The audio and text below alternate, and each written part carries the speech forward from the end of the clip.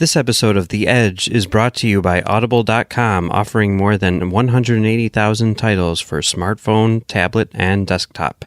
To get a free audiobook of your choice and help Trek.fm at the same time, visit audibletrial.com/trekfm. And also by Enterprise in Space, an international program of the nonprofit National Space Society. Find out how you can help science and education and become a virtual crew member aboard the NSS Enterprise Orbiter by visiting enterpriseinspace.org. And if you want to join the conversation and share your thoughts on this episode, join the Babel Conference, our listeners group on Facebook. Just type BABEL into the Facebook search field. We look forward to seeing you there. You're listening to Trek FM. What have you done out there on the edge of Federation space?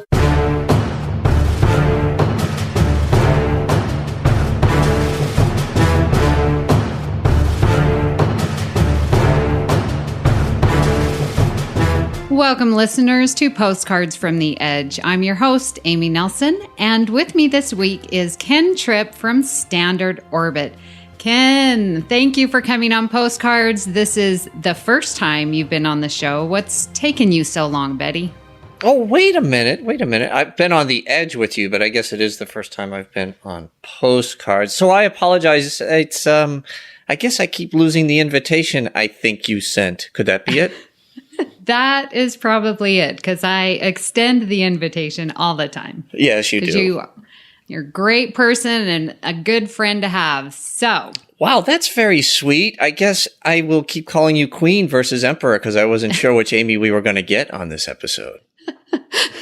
Very funny, Ken. Well, you never know. Oh. Well, listeners, I'm sure you're wondering why we have a Postcards episode now that the season is over, but I wanted to do a few supplemental episodes. And today we're going to discuss the fan response to Season 1 overall. Now, if you'd like to participate and share your response, please post your comments on the Babel Conference. That's our listeners group on Facebook. Type Babel, B-A-B-E-L, into the search field, and it will come right up. Next week, we will look into the fan predictions for Season 2. So stay tuned and be sure to post your comments on next week's thread on the Babel Conference. Now, as of this recording, we had 143 comments from our listeners. I like to always start the show out with a good number of how many people have participated. And this week's thread was so very interesting to read, and I would encourage you all to go and see what everyone is saying about the first season of Discovery. Some comments are very thought out and articulate, and a bit too long to read. So sorry. It's hard. This is a difficult show. It is. So I do apologize for not getting all the posts on this week, but thank each one of you for your participations. So, Ken, we have seen the entire chapter, as people call it, of Discovery. So what are your thoughts overall for the season? I really enjoyed the season, Amy. I thought that it wasn't perfect, but nothing is. We all have things we want to see on Star Trek, right? And when it doesn't materialize, you can kind of get a little wrapped around the axle at times. But the more I get away from it, from the initial reaction, the more I say they had a very, very successful first year. I like the fact that they knew what they wanted to do and they reverse engineered it all the way to the back. That's pretty clever, but that can be limiting, right? If you do pay attention to what fans are looking for, what they think may or may not work, you can't change course. So once you're committed, you're committed. So I give them a lot of credit for that. But I overall, I enjoyed it. I thought it could have ended more exciting than it did. Less speeches, more kind of, I'm a show me guy, don't talk to me guy. But overall, I would say, 7, 8 out of 10, somewhere in that range. And for a first season of Star Trek, probably one of the better ones.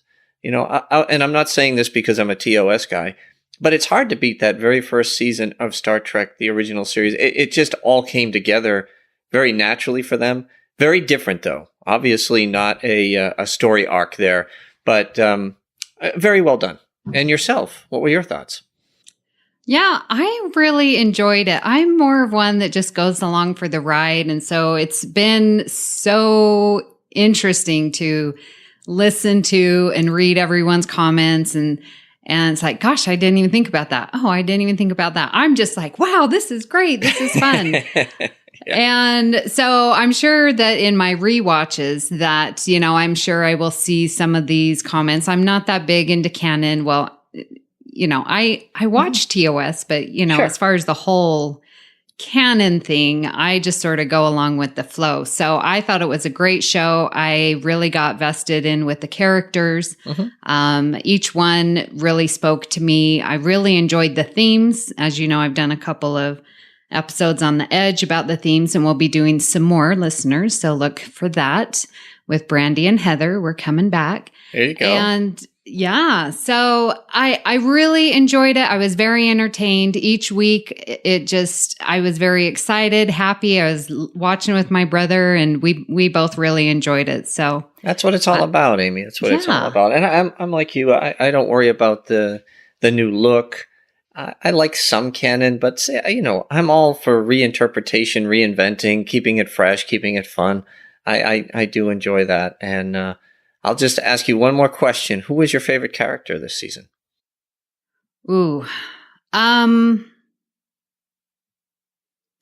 It's really split between Burnham and Lorca. There you go. I liked both of them. Mm-hmm. Oh, that's very good. I like it. Yeah. Mm-hmm. Who was your preference towards? Oh, my favorite was Lorca. Yeah. I loved his character. And that's the thing where I finally thought I was going to have a piece of my justification. We always say is Starfleet. Military, is it this, is it that? And I always have a good time with those debates. And I was like, finally, somebody who understands what it takes to do tough things and make tough decisions. And of course, he's from the Mirror Universe. So I was like, because I really wanted to have a complicated character. Yeah. And I was kind of disappointed in the way that arc went because I really loved the character. And I thought that Jason Isaacs performed beautifully. But you're right. Oh my God. What Michael Burnham had to withstand and Soneqa's acting was brilliant. Tilly, they were all enjoyable. They were all enjoyable. But Lorca, just because he was so different, now we know why. Yeah. Well, you know what, Ken? The listeners, they don't really want to hear our opinions. They want to hear their opinions. So let's get started. And we're going to start with Tim Hans, a great contributor on the Babel Conference. And he says, my overall end of first season school report. Very funny because I'm a school teacher. I get it. Haha. Tim's great. He is. So he says, started off rather uneven, which felt more like a rebooted Battlestar Galactica than Star Trek. Very questionable regarding the science around the spore drive system and look of the new Klingons. Wasn't too thrilled or impressed with the use of the F-bomb in that one particular episode. Not enough focus on aspiration and inspiration, which is one of the driving forces what makes Star Trek so unique. Yes, as the season has continued, it seemed to very much improve and lean more towards traditional Trek values. Best episodes were 6 and 11, weakest 7. Most nerdy moment, the finale of the final episode showing the USS Enterprise. I have high hopes for season 2 will be a learning curve for what went right and wrong with the first season. Final mark 7 out of 10. Well, a C isn't too bad. No, he has some valid points there. Yeah. Yeah. Yep. Okay. Billy Wells Logue writes, I thoroughly enjoyed the season and am overjoyed to have new Trek to watch. First and foremost, I want to be entertained, and I think the creators of Discovery did just that. Well said. Yes, I was entertained every episode. Absolutely. Jamar Williams says, the season wasn't long enough, but I understand it costs a lot to produce each episode and for the network to only have it on CBS All Access in the U.S. I will cancel and renew upon the return of season 2. As for the show, I liked it. My faves being Tilly and the Emperor. Mm-hmm. Very good. David Taylor writes, I have to admit I went into this knowing I was going to be easy to please, even though my heart really wanted post-TNG as a backdrop. I think I felt a bit burned from Enterprise. I thought that going backwards in the timeline then was a mistake, And I kind of still feel that it proved out to be true, even though I'm glad we have it now as part of the tapestry of the universe. But as far as Discovery goes, I couldn't be more pleased. I think that this series exists in a different form than any other show in the franchise. Never has there been so many ways and avenues to cuss, discuss, digest, and otherwise pick the bones. It's been enjoyable to have the community out there to share the experience. There were overall arcs that I wasn't crazy about, but I'm all in. I'm about as pleased as I possibly could. I'm as pleased as I could possibly be. It leaves me wanting more, and considering this is the first season, I have nothing but excitement and high hopes for the future. I want more. Now, I want more shows on Access to play with. The Karn arc that's been discussed? You betcha. After TNG, yippers. Starfleet? Follow a class all the way through to assignments. Heck, I'm sure between us all, we could give them 30 solid ideas to run with. But to recap, loved it. Memorable characters, excellent acting, great writing. Bring it on. All right, David. Yeah, lots to talk about there. I liked it. Yeah, good write-up. Yeah, I definitely think just the listeners in the Babel conference, we could give CBS some other shows to launch, not just Discovery. That's right. Joshua DeVries says, Season 1 is intensely rewatchable, and I think that's a good sign. I really agree with that. Other serialized shows, glares at Lost, sometimes have a bad habit of stringing you along with shocking reveals, ever giving a good payoff.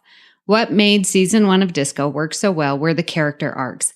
I love seeing Michael Burnham find herself again. I love seeing her antagonistic relationship with Saru grow into genuine respect. I love Saru's growth following his experience with the Pavans. Lorca's arc was terrific.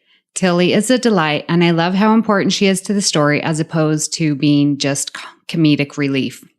I'm still upset that Culber was killed off, even though the writers insist that it wasn't a kill the gays trope. I'm holding out hope on this one, though. Stamets needs his other half back. Also, I love Laurel's rise to power, even if it felt a bit rushed. Does she remind anyone else of Damar from DS9? I hope we see more of her. A solid season with room for improvement, but it's laid a very stable and compelling framework for what's to come.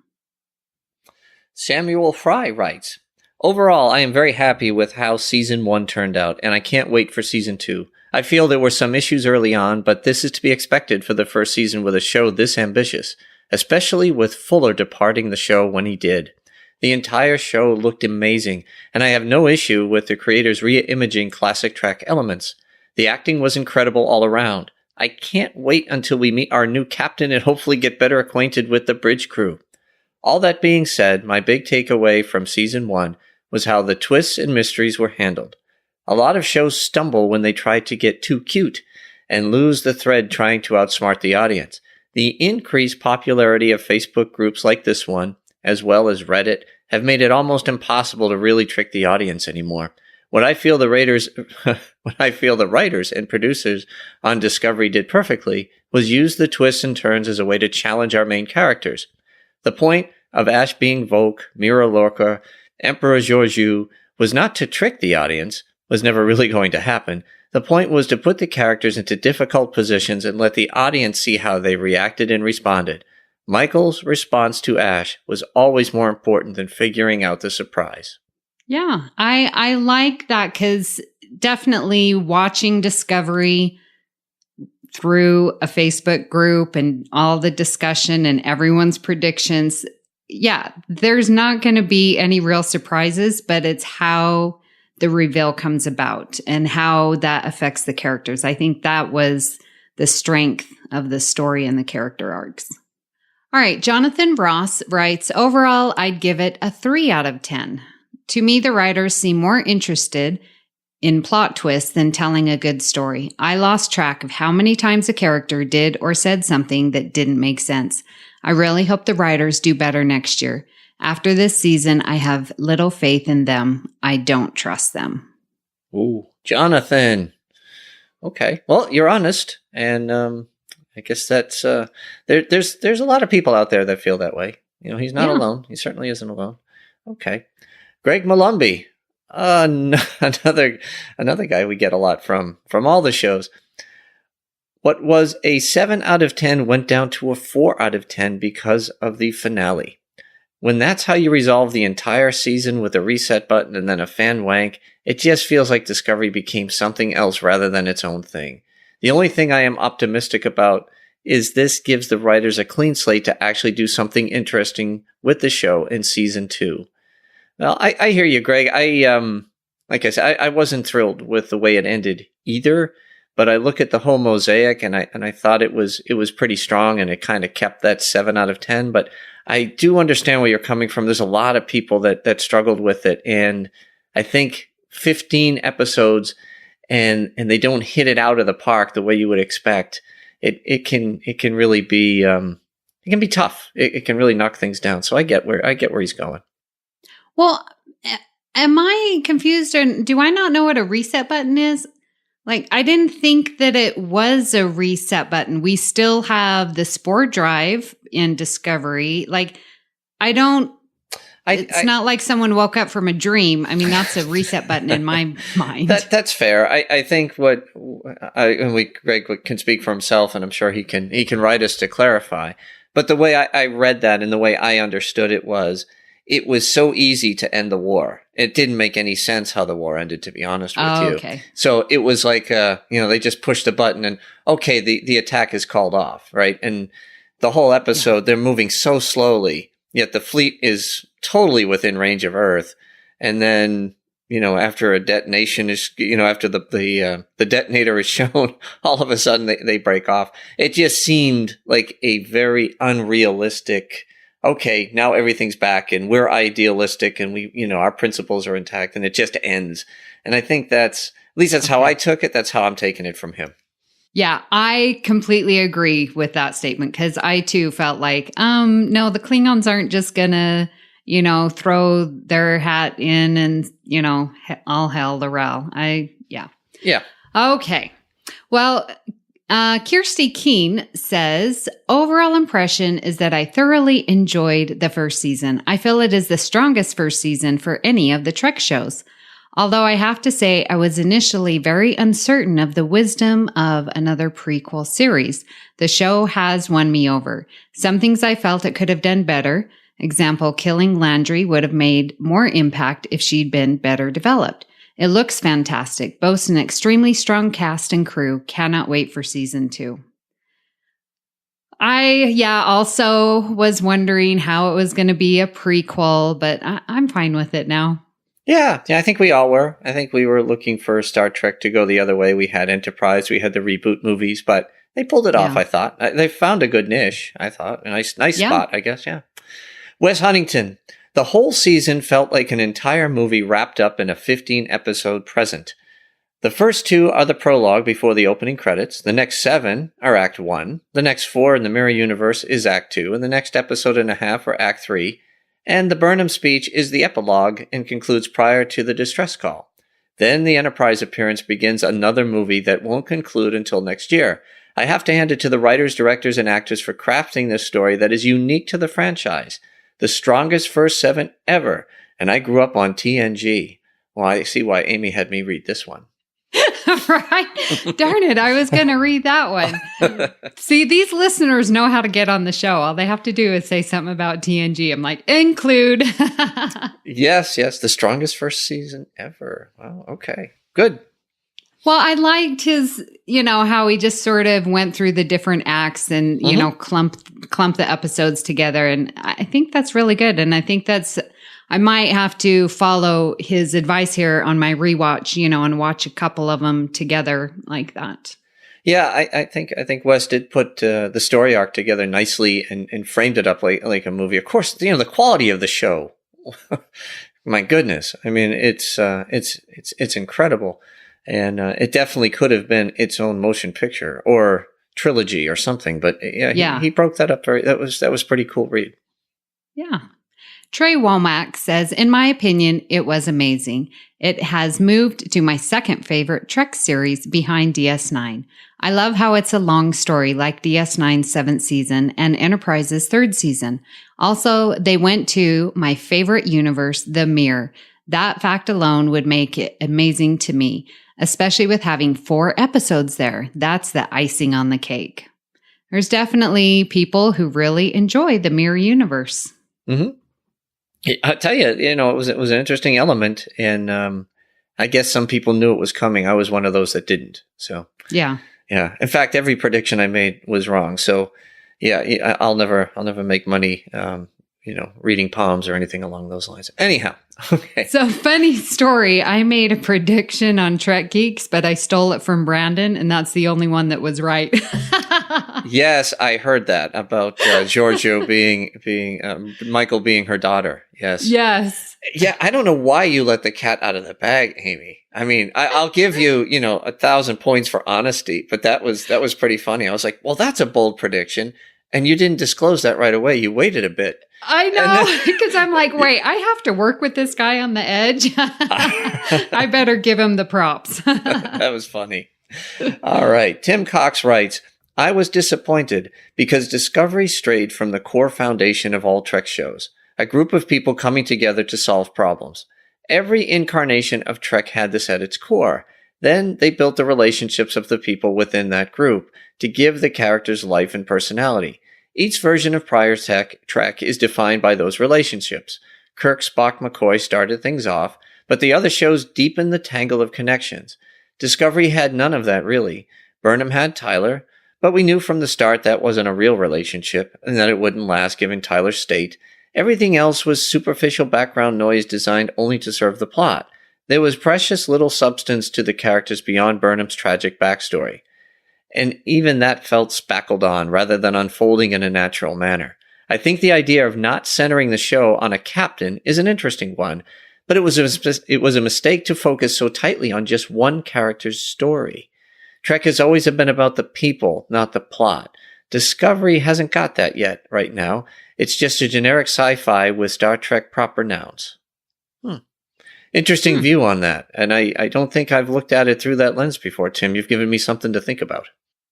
Yeah, as I was reading this, I was thinking about Stamets, and we don't really know a lot about him. He's definitely integral in the plot, but as far as the character, outside of his relationship with Hugh, we don't really know anything about him or why he's in Starfleet.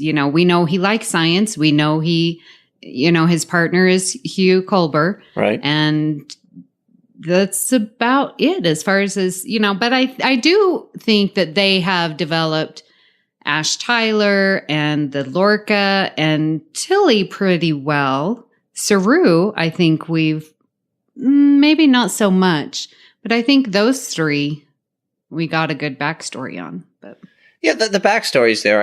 I hear what he's saying about kind of that chemistry coming together, right? There was a lot of friction just because of the circumstance, and it just didn't allow for it. I'm hoping it should evolve more in season 2, and I think the rest of the bridge crew will make themselves known. I mean, we got to know the bridge crew of the Mirror Universe better than we got to know the bridge crew on the Discovery.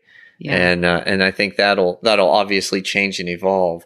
But it is a different dynamic because we are dealing with so few episodes per year.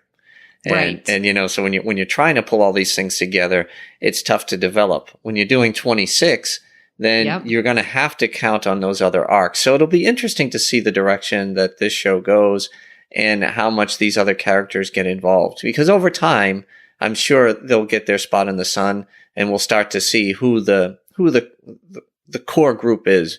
This new captain, Michael, Saru, and then it's kind of ... the rest. Right. Stamets is there and all that, but it'll be interesting to say the least. Yeah. Mm-hmm.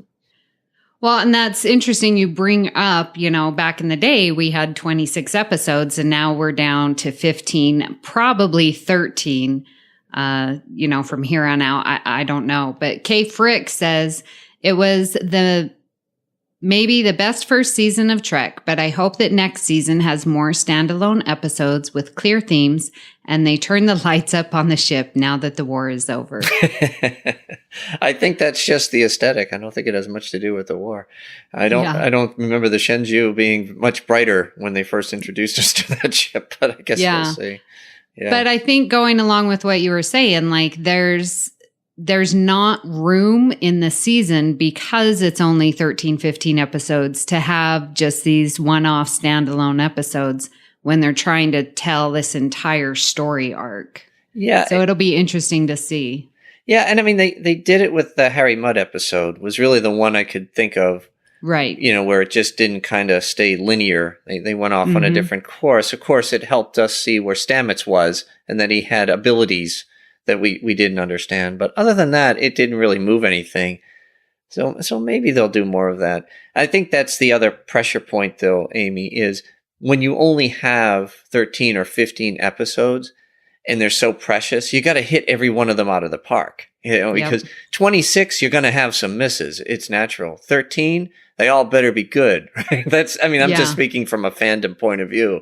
You know, we're all pumped up and it's got After Trek. It's got all these podcasts following it. It better be good. So there's a lot of pressure on these folks to get it right. That is very true. A lot of pressure. It's supporting all these podcasts. It is, but you think about it, because there's so few, they got it. And that's why, people, 43 minutes. It's funny.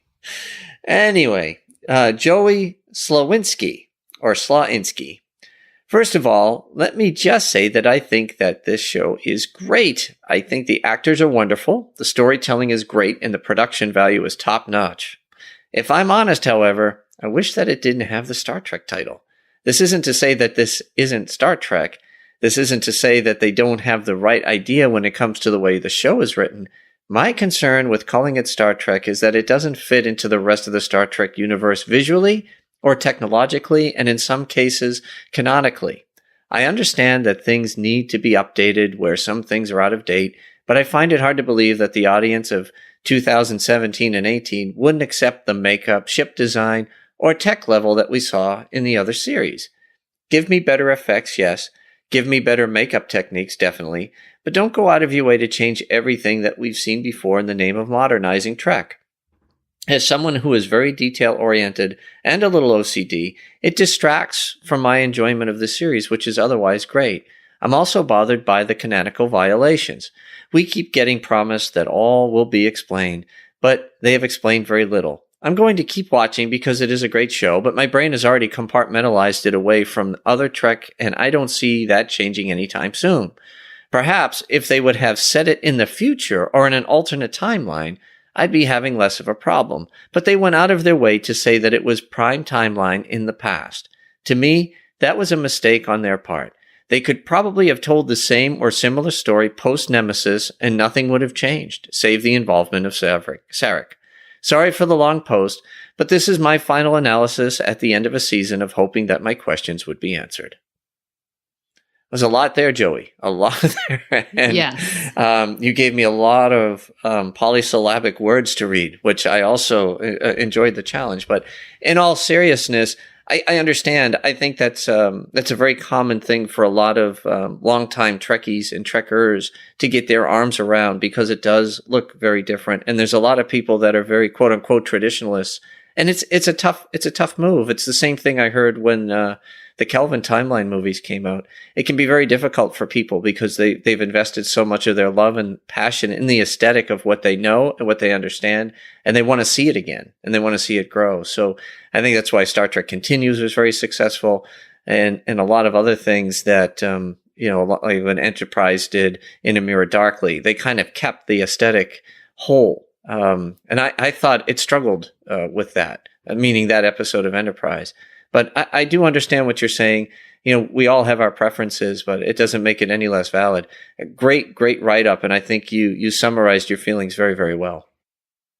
Yes. All right, we have Tim Robertson says, I loved it. Star Trek was back where it belongs on TV. The actors were all amazing, the story compelling, the sets and special effects were just wow. I'm so happy to have real Star Trek back. Can't wait for season 2. Very good, Tim. All right. Stephen W. Fothery. I think that's how it's pronounced. Some things about the show were not at all what I was expecting, especially the final episode, but that's not a bad thing, and it was still a very satisfying finale. I feel kind of the same way I felt after seeing Star Trek '09 for the first time. Some of it was a bit weird for Trek, and it probably isn't how I would have done it, but I love where things end. Everything is now set up exactly how it needs to be in order to deliver some fantastic Star Trek going forward.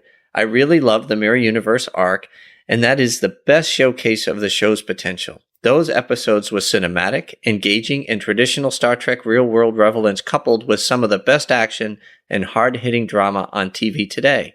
Those 4 episodes alone more than justify the show being renewed for Season 2. I am so thrilled to have Trek back on TV, for it to be performing well, and for the critics to be praising it so. Even though it isn't the exact approach I would have preferred, I can't help but be happy for the greatest franchise of all fiction.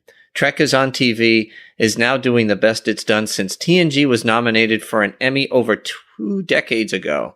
And if Discovery is anything like most other Star Trek shows, it's only going to get better from here. Well said, sir. Yes. I agree. I think so much of this show was very cinematic. I was very engaged. It was really good. Like that. Matthew Baker says, I really liked it. I'm super sad there isn't a new disco tonight. Oh, you and me both. I love how it was a lot about getting to know our crew. Still a lot to learn about some of them, but the main cast all had good character arcs.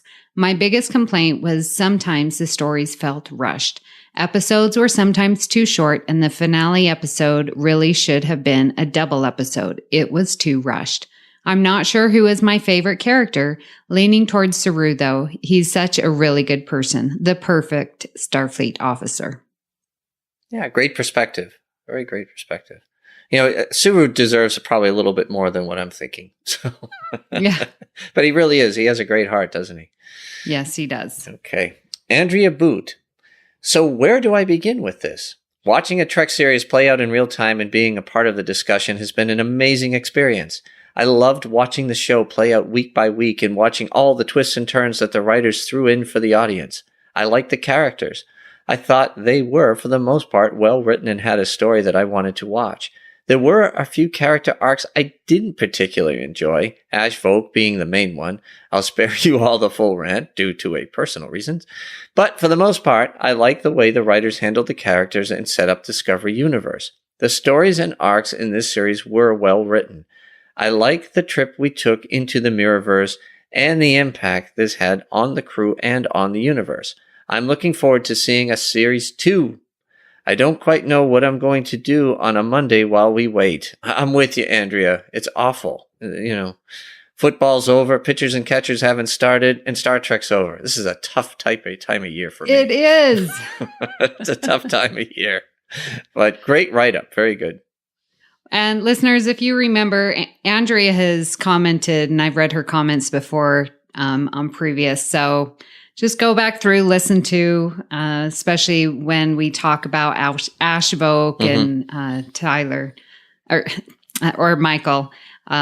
She's definitely had given her 2 cents and very good points on that story arc. So I agree. All right. We are on to Rebecca Skipper. It took me a while to truly appreciate Discovery, and it's not my favorite Star Trek series. I know that her favorite is Next Generation. I'm just saying. Oh, my goodness. Okay. There's nothing wrong with that. Nothing's wrong with that. However, the more I watched it, the more the series grew on me. I have a new appreciation for all the Star Trek incarnations. Maintaining Federation ideals isn't easy. Burnham should be listed as one of the greatest captains one day. I love the character development and already miss the show. It was the highlight of my week once I started getting hooked by all the plot twists. Yeah, it's a nice write-up. You know what I love about Rebecca is she pours her heart into everything that she writes, regardless of what show it is, including Discovery. And I always kind of enjoy the back and forth. She gets very, very engaged with the people. So yes, she does. She does. And there is quite the back and forth on this thread. So. Mm-hmm. Yeah. But that's Rebecca, and I like it. She's also written some emails off to the side that I've always enjoyed reading. So she's always got a lot to say. Brian Yates writes, I enjoyed the first season, was disappointed that Lorca was from the Mirror Universe. I liked a captain that was a bit more ambiguous. Sound familiar? All right, Brian. We're going to get Chow one of these days and talk this out. There's something to be said for non-serialized storytelling, but I think the writers did a good job with having all the episodes interconnected. The overall plot could have worked in a post-Voyager DS9 era. However, it would have required changing the details of Burnham's backstory. This was the first Star Trek show I watched completely during the first run. I came into Trek late Voyager era and wasn't able to watch all of Enterprise when it first aired. It was fun watching something new each week and interacting with the broader fan community. Ah, well said, Brian. And we're definitely aligned, Brian. Definitely aligned. Yeah. That one I put just for you to read, Ken. Why, thank you. Mason Frazee says, it was exciting, but it definitely seemed like there was turmoil in the writer's room, which would explain why so many different conflicts kept being introduced and wrapped up. I still enjoyed it thoroughly, and now that the initial dust has settled, I'm looking forward to season 2. Henry Garlaza. Right. I really liked the season overall. I just thought they had a little too much big things happening in the amount of episodes. I guess CBS and showrunners wanted to start off with an exciting season 1 to get fans happy and pumped up that Trek is back after being gone for a while, and certify success of the paid service and an S2 renewal. I hope next year will be 20 episodes and more streamlined, plus more standalone stories like all the other series had a lot of great ones. Disco on. You know, it's interesting, Amy and Henry, I kind of tweeted out, I did listen to and read the CBS earnings call that they had last week. It was fascinating to kind of capture all the things that are going on.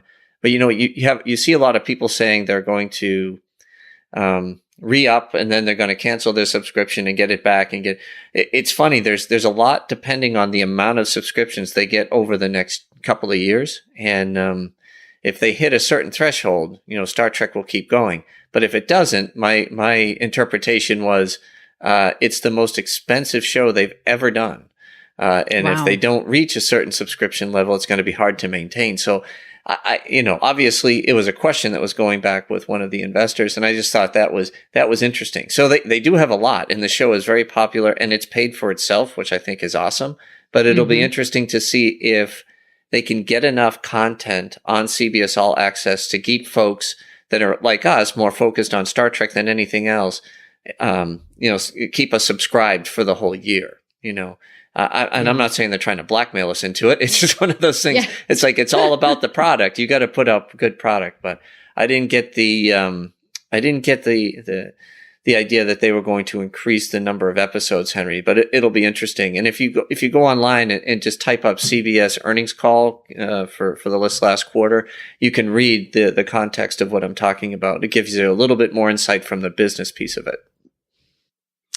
You know, I've been going back and forth on whether to cancel it or not, but I'm afraid with hosting the Edge that I might need to have access to those episodes. So I'm sort of thinking I won't be canceling my subscription, unfortunately. Well, it's a tough one. I mean, there's finances involved here, and it's, you know, there's only so much entertainment you can buy, and boy, there's a lot to buy. So it's, yeah, I understand where people are coming from on both sides. It's not easy. Yep. Yeah. Justin Scott Sneed says, I loved it so much I have avoided Trek social media for the last week and will continue to do so until I can fully process what the show means to me. And so I can figure out all the layered themes for myself before engaging with the wider fandom. Probably smart, Justin. How many of us react so quickly after seeing something instead of digesting it for a while and thinking it through, right? I saw a poll like right after the show ended or a day after it ended, you know, was Discovery the best first season ever?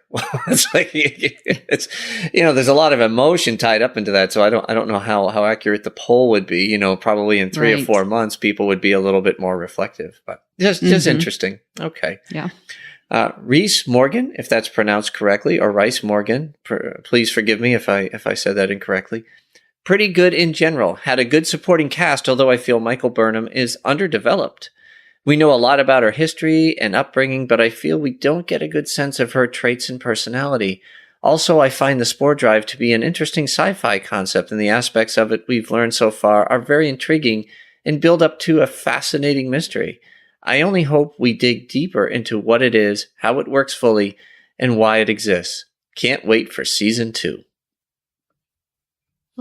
Interesting comments on Burnham there. Yeah. I thought she was the most developed, but also the most complex character I have ever seen in almost any series. So it's hard to say. I think there's a lot of growth in her to come. So I guess we'll see. But very, very interesting point of view on that one, Rice. Yes. Christopher Baca says, overall, I liked it. It felt more like a Star Trek story told in the novels rather than the way Star Trek has been told on TV. The series didn't turn out the way I thought it was going to. My biggest problem was the finale. I thought they shortchanged the Klingon story and the war seemed to end rather abruptly given the way the Klingons had been portrayed up to that point. I agree. I am looking forward to season 2. As to the visual reboot, I'm all for it. We have been seeing this sort of thing since 1979, so it doesn't bother me. Just tell good stories. There you go, Chris. Chris and I are a lot alike when it comes to the motion picture and a lot of things, and I agree with what he's saying there. Like I told you at the beginning, the new aesthetics, they don't bother me at all. Brian Diggs, every episode of season 1 kept me on the edge of my seat, fully enthralled by the story. I'm still eagerly awaiting season 2. Best part of the show is the timeline between each episode spent sharing clues with other fans on Facebook and via podcasts as we try to figure out what is going to happen next. Brian, you're right. That is a great part of it. We've never had a Star Trek TV show in an era of social media like this. And it is fun and exciting because everything we do is a look back. How old is TNG, Amy? Oh, well, 30, 31 years. 30, 31 years. I look at TOS, 50, 51 years. We're looking at this fresh and we're all sharing in it together, the good and the bad. And I think that you hit on something I really hadn't thought about, Brian. So thank you. Yeah, it definitely has changed how I view Discovery and what I think of it because of doing this podcast, Postcards and The Edge. And it's really enhanced my whole viewing of it and just seeing all the different perspectives. I've really loved it. I do want to give a shout out to Brian. He has some amazing long posts, a little too long for us to read, going on about homogenization. Is that the right word? Mm-hmm. Of getting, one culture representing one culture and what does that mean? And there is a great thread on that. And I just wanted to point that out. And I didn't forget you, Brian. It was a little too lengthy to include here on Postcards. So, but listeners, go read it. Very interesting and thought provoking. You heard the Queen. Go read it. That's all I got. All right. We have John Wesley Huff. He says, I think this was the strongest first season of any Trek series so far. While there were occasional head scratchers in terms of plotting, they did an amazingly good job of giving us characters we cared about quickly, which is kind of amazing considering for about 3 episodes, it was hard to really get your footing as a viewer. The special effects, costuming, and sets were cinematic in quality, and it really did feel like it brought Star Trek into the modern era of television storytelling. Finally, although it might be somewhat controversial, I think this is the most well-rounded cast in terms of acting ability that Trek has ever had on as well. Yep, good observations there. Yeah. Patrick Devlin, where do I know this guy from? Okay. Started off very excited as the first half progressed that optimism stayed high. Then after the break, writing got sloppy. They contradicted their own story. Tilly became nothing more than comic relief when she was headed towards so much more. MU was just a way to skip the war that before we saw a single episode was sold to us as a series, not a season. To me, it's unlikely the Klingons would bend to L'Rell. One would just kill her, neutralizing the threat of the bomb going off. I don't understand why people believe that was the real Giorgio. Why she would not attempt to fit in. Why Why would she not attempt to fit in as captain at all? I agree there. Far too many questions for the wrong reasons. And while it was cool seeing the NCC 1701, it seems like they were trying to use it to distract us from bad writing. Still very hopeful for season 2. They just needed to tighten up their own stories so they don't contradict themselves anymore. Okay. Very passionate opinion there, Patrick. And I think a lot of us thought the last 2 episodes could have been a heck of a lot stronger, but I hear what you're saying. There was kind of some head scratchers in there where they all tried to pull it together so quickly. So I get where you're coming from. Yeah. Liam Smart says, I really like the season and would place the show so far in 3rd spot on my list, behind Voyager and DS9. There are a lot of factors that brought Star Trek into the modern TV era. I've seen all the complaints you see over YouTube and the official Trek Facebook page, and quite honestly, I don't think it would survive on what those complaints want. Less gritty, more 60s style aesthetic to keep it in line with the supposed visual canon, etc. Would, I believe, make for an awful television in 2018. The same goes for the Klingon redesign. I find the old Klingons now kinda cheesy. Not that it's a bad thing at all, but I don't think you can get away with that now. The characters are complex. The story is complex. And that is what I feel is great. Best show on TV right now, in my opinion. I do like the insane technobabble from prior series and miss that a little. Oh, okay. Interesting read on that. I like that. Okay. Maribel Myers. For the most part, I love it. I wasn't as much of a fan of a couple of the TOS elements they pulled in, like Mud and the Orions, but overall I liked it. The stories, the characters, the roller coaster ride. I'm less enamored of the fan base, which loudly laments it. You don't have to like it, but please don't rain on my parade. I here there, Maribel, I think that there's room for lots of opinions, and a lot of times it's how you communicate it, with less of a right and wrong and more of an understanding where people might have some disagreements. And it's always difficult on the various aspects of social media to get your arms around things. But I hear what you're saying, and hopefully the folks on the Babel conference, because that's what it's all about, is being respectful and being able to have some good opinions without getting too nasty about it. Brian Miller says, I thought it was great overall, though like any show in the first season, there were some problems. My favorite part was the interactions between Sarek and Burnham. It was great to see the emotion in Sarek straining to come out. Frayne is a fantastic Sarek. I also really like Lorca as a captain. I thought he was great. You're supposed to say me too, Amy. Me too. We agree. We agree. Eric Mantell writes, I hesitate to delve too deeply into my overall thoughts without a complete rewatch first, but listening to and reading a lot about the season helps me type word to forum here. I did truly enjoy this first season. This is Star Trek. This is also modern television storytelling. Some things that truly shine for me are the character arcs and the amazing actors who have portrayed them. I appreciate how they delve deep into the characters' reactions, thoughts, and feelings, probably more so than any other iteration of Star Trek. This made the show very real and engaging. The science was about on par with other Treks, so a bit dodgy here and there. The look of the show is spectacular. It does bother me a bit at how different some things look than what I would have pictures, but they obviously spent a lot of time and energy on it. I appreciate the writer's love of Star Trek, as seen in homages and obscure references. I also appreciate how the show ended up with a true Trek message at the end. Maybe it would have been nice to have those utopic Starfleet feels earlier, but no biggie for me. Overall, they did a wonderful job, and as usual, the aliens tend to be my favorite characters. Saru for the win. There you go. There you go. Nice write-up, Eric. I like that. Well said. Matthew Bell writes, while there are many things to enjoy about the first season, what consistently disappointed me was the simplistic nature of the writing.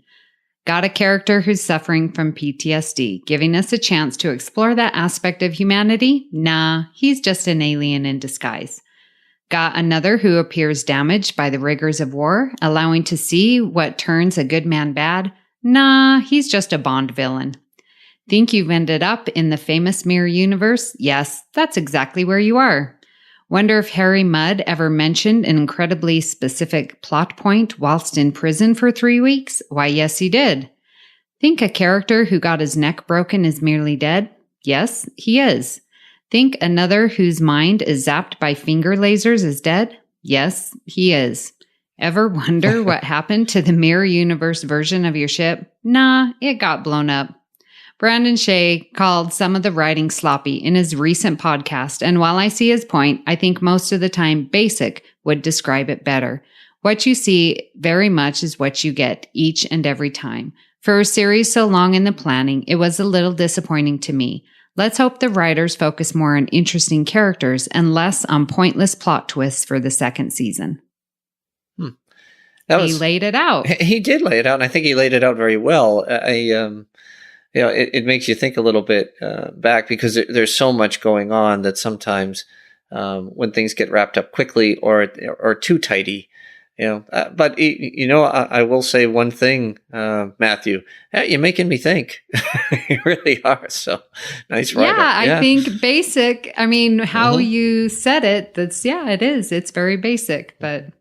Yeah, it was well laid out there. I can't argue it, but I definitely, like I said, he's making me think more. Anyway, okay, Christopher D. Littlefield. Well, Ken, yes. This is our last entry, so I'm going to give you the honor, please. Okay, I didn't realize this was the last one. All right, I'll try not to screw this one up. We don't want to stick another foot through a Picasso, do we? Anyway. I wanted to go back and rewatch episodes 1 and 2 for the third time before commenting. I have to say that it's really obvious the creators and writers had a detailed master plan all along. Now, there are a few plot holes, which we've been discussing before. That is disappointing, however. I have to believe that the writers will pay attention to the fan response and do what they need to do in the coming seasons. Additionally, while I do absolutely love the Trek Easter eggs placed throughout the season, some of them felt forced and almost a bit of a distraction to keep reminding us this is Trek. I don't resent this. I appreciate it. However, I would like to see that continue, tempered with a little bit more responsible and thorough storytelling. All of that being said, I am absolutely over the moon for Disco. This has been the most solid first season of any Trek thus far, and we are most certainly being set up for a ton of epic adventures. I'm so thankful for this group and all of the discussions and fun we're having with each other. Thank you, Christopher. Well done there. Very, very optimistic. Hence, you're a Star Trek fan. Yes. Yes. So that was quite just a few of what was actually posted on there. But Ken, how do you think the fans responded overall to this first season? Well, just if you look at the writings that we've been reading and looking at the Babel conference throughout all of it, I would say it's probably 70%, very enthusiastic and positive. Probably 20% are somewhere in the middle, or, they like certain elements. And then there's 10%, this just isn't their Trek right now, but are still hanging in there. And I think that's important. Not all of our Star Trek shows, as we talk about first seasons, have knocked it out of the park. I think they gave it a heck of a run. Like we read in this, there are definitely some holes and some things we would have liked to have seen better. It'll be interesting to me to see how they put the architecture together for season 2.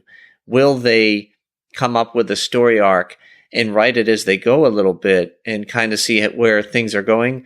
And I think that's probably too difficult nowadays just because of how long post-production takes. But, I think that the fans were wonderful in general. I think respectful, as always, on the Babel conference. And I think, they're passionate. They love Star Trek so much, we all do, that we all want to see it go a certain way. And sometimes when it doesn't, boy, it can be very frustrating. But when it does, it's almost like seeing the Enterprise at the end of the show, for me, saved that last episode. right? Because there it is. And it was There she is. there she is, and we're back home. And so, for me, it's definitely been fun listening to this podcast and reading all the comments on the Babel conference. And, this whole concept, Amy, this whole Postcards from the Edge concept, which was obviously a great play on words, great novel too. And a movie that I've been finding out. It is a movie. Yeah. I never saw the movie, but I knew it was kind of, Carrie Fisher's somewhat autobiography. But anyway, I digress. I think this forum was wonderful. If you don't have a chance to read all the things on the Babel conference, and we know we have many more listeners than we do people that participate on Babel conference, and even with 200 or 300 responses, you still get thousands of downloads. So I hope the people that listen to the podcast really enjoy what you've put together here. I think conceptually it's wonderful.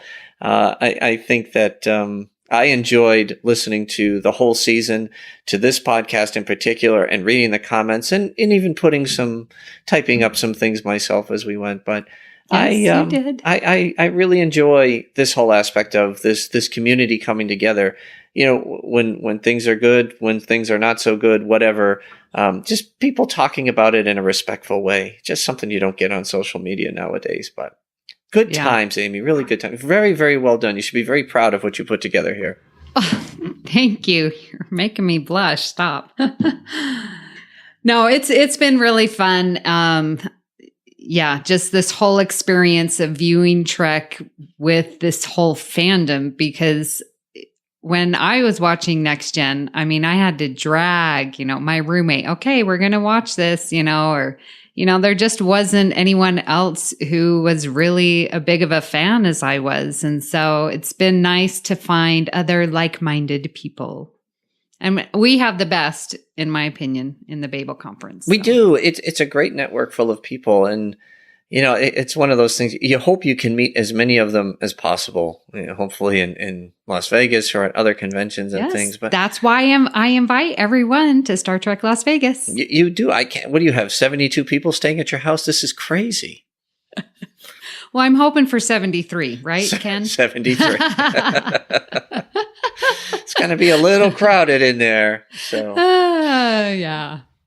Well, listeners, be sure to check out our Discovery coverage and full analysis on the Edge main show on Fridays, which will continue until season 2 begins. We would love to hear your thoughts on Discovery, and the best place to do that is the Babel Conference. That's our listeners group on Facebook, like I talked about at the beginning of the show. You can also find us on Twitter at TrekFM or send us an email using the contact form on our website at trek.fm/contact. Choose to send to a show and choose the Edge. So, Ken, where can people find you waiting for season 2? Well, I hope you all of you, listen to Standard Orbit. It's continuing our long mission here, and we'll be covering certain aspects of where Discovery touched the original series as well. We've got some real fun and exciting new shows that we've got ready in post, so they'll be coming up. So please reach out and click on Standard Orbit. Give it a try. Understand where the genesis of Discovery came from. And you can find me on the Babel Conference quite constantly. I get on there quite a bit. And then you can also find me at Twitter at Boston SCPO. All right. Well, we would like to thank our associate producers. They are Norman Lau, Tony Robinson, Thomas Puleo, Lisa Slack, Shoaib Mirza, Richard Rutledge, James Muldrow, and Cornelia Reutner. I think we might be coming up to the number of APs to rival Standard Orbit. I think you might have passed us. I think you might have passed us. This is a great list of folks. And, I love seeing as much APs as you have on any show, because this network is so wonderful. And we really do appreciate all the support we get from all our associate producers. But what I like about looking at this list is there's a couple that are on ours too. Yes. Mm-hmm. Anyways, if you'd like to help us keep all of our shows going and even become an associate producer, visit patreon.com/trekfm for all the details. Well, thank you, Ken, for coming on Postcards. It was so fun talking Discovery Season 1 with you. It was a pleasure and an honor to be with you, my queen. And I look forward to doing many more podcasts together in the future. And like I said, great job with Postcards. I know there's one more to come. Yes, there is. So join us next week for another episode of Postcards from the Edge. Hailing frequencies open.